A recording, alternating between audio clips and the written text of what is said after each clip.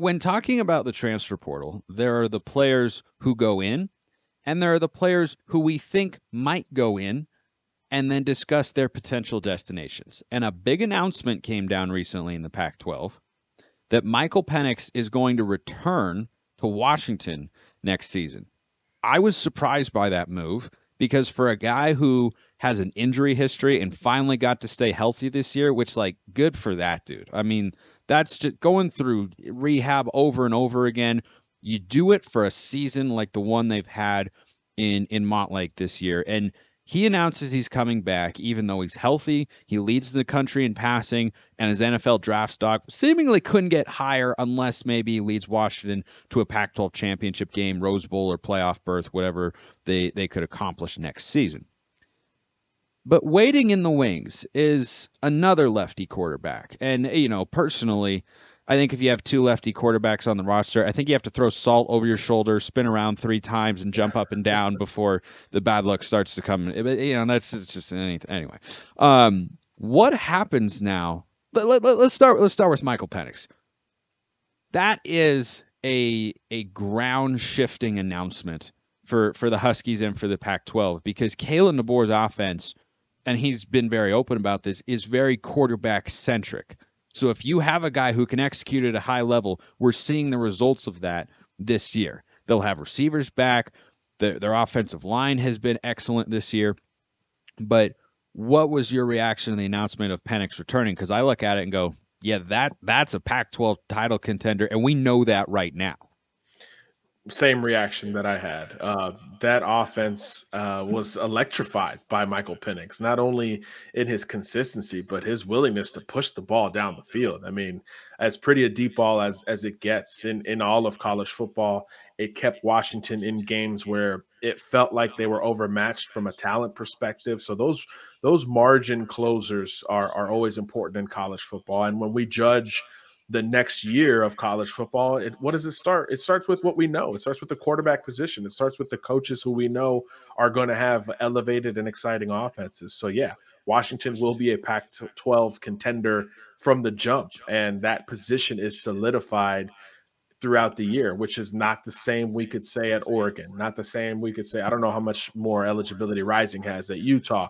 I don't know if we could say that there. USC, we could probably say that with Caleb Williams, but with the other contenders, UCLA can't say that same thing. So that gives them such a leg up in just the preparation and eventual execution of the offense in 2023. But it also creates a couple more questions.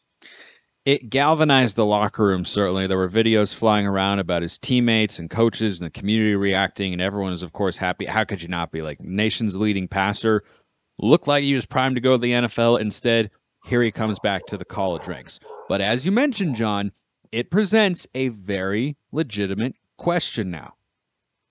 That other lefty I alluded to is not some random left-handed quarterback that I made a jab about because he is non-traditional handedness and whatnot. It's Sam Huard.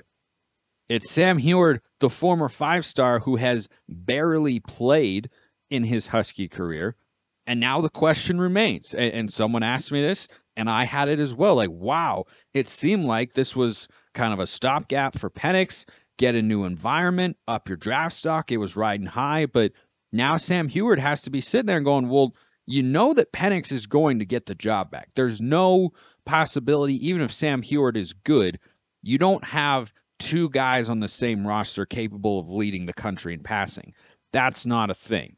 Only reason Huard, it looks like, could see the field next year in a major way is if, God forbid, Michael Penix gets injured. So what do you make of Sam Huard just sitting there? And this is the transfer portal era, John. If he went in the portal, Oregon State would call, Cal would call, other Power 5 schools would be, hey, what's going on? What do you think happens now with Sam Huard? Well, certainly all the Washington loyalty will be challenged, right? He already survived the coaching change in terms of sticking with UW. He was, I guess, okay with being the backup in 2022 to Penix. And now he's faced with the same thing for 23, which means eligibility-wise, he would only have 2 years as the guy if he elevated after Michael Penix finally departs UW. in the era of look at me and NIL and instant gratification, all that stuff, is that even possible, right? Can someone stick around that long? We don't typically see it in this space, and at that position, it's almost looked at as just business. It's not even personal in that regard. If Huard jumped in the portal before the end of this podcast, people would be like, oh, okay, that makes sense. So it's gonna be a lot for him. I think he will have to rely on his own growth and kind of the overall plan. And his patience will, of course, now be tested more than it ever has. That said, a ton of ties to Washington. Again, picked the program and survived a coaching change. Knew he was going to be the backup this year. And after that battle was clear, conceded and remained on the roster. He could have hit the portal, a year ago at this point as well.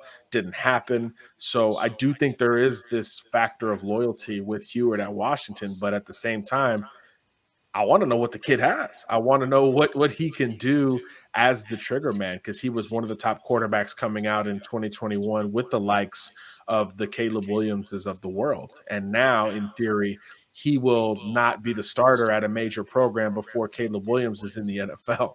So that timeline doesn't always work for quarterbacks. And I don't know. I think we got to keep an eye on this one right now and probably into the future after spring ball as well.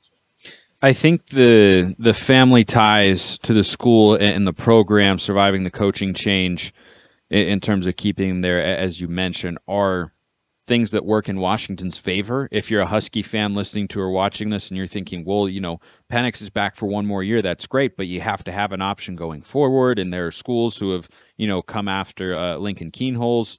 I think I pronounced his name right. But I know Ohio State was poking around on that particular front. And it's just the nature of college football. You always have an eye on the future. What's next? Like, this is now, but what's coming after that? And that's why we talk about recruiting and all that sort of stuff. And I think the institutional loyalty has to give you some optimism if you're Washington, because if this were a different player who didn't have that sort of tie, or if Sam Huard was at a different school, he'd probably already be in the transfer portal, right? 100%. I mean, like look at, Ty Thompson down at Oregon. I think most Duck fans are surprised that he isn't in the portal yet, but the guy who he was kind of competing with for the number 2 slot, Jay Butterfield, is in the portal. So that's probably why he hangs around there. But I think you just look around and say, well, if Sam Huard were not in the Pac-12 right now, here at Wisconsin, and, they kept a really good, well, that's not realistic because Wisconsin will never lead the nation in passing. But I think if he were somewhere else, you'd say, yeah, it's a prime candidate for it, but you just don't know how strong that tie to Washington is. But if he did go in the portal, John, all the schools that I mentioned and several others at the Power 5 level would shoot him a message, try to get in touch with him. If I'm Oregon State, I'd go get him in a millisecond. Yeah, I mean, think of the jobs that just changed hands in college football. Most of them are now laden by offensive coaches, and I think that will be the case for those that are still somewhat in flux. The quarterback position defines the portal. It defines how we view these teams going into the season.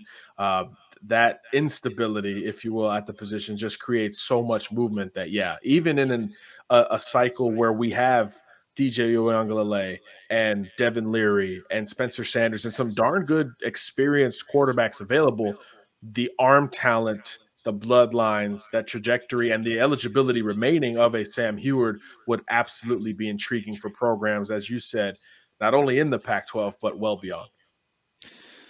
Fun stuff, as always, with John Garcia Jr., our recruiting insider here at the Locked On Podcast Network. John, thank you for joining. Love the discussions, as always. Oh, my gosh, I love this. I love this time of year. Like, I love the season, but then right after the season, right? Dust has not settled. Players can still move. It's all exciting. We'll continue to cover it and bring on my guy, John. Thanks, man. Always a pleasure, Spencer. Thanks for having me. I appreciate everyone listening. I will see you next time, and have a wonderful rest of your day.